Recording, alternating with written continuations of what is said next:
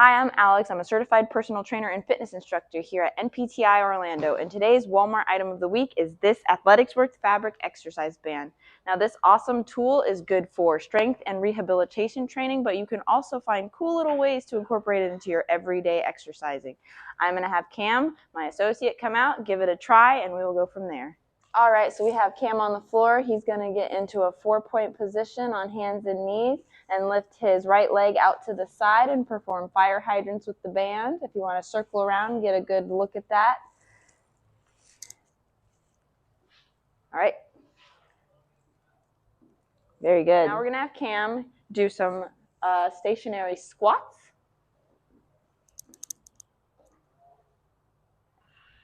We can progress those into jumping squats. That resistance band keeps those legs in so they can't fray out to the side. Add a little bit more stability in the workout. All right. Now we got Cam doing some push-ups with the resistance band placed around the arms for some extra resistance to help with that push back up into the starting position. Very good. All right. Now this awesome little resistance band set comes with a light, medium, and heavy resistance band along with a traveling case to make it easy to transport from one place to the other. Once again, I'm Alex from NPTI.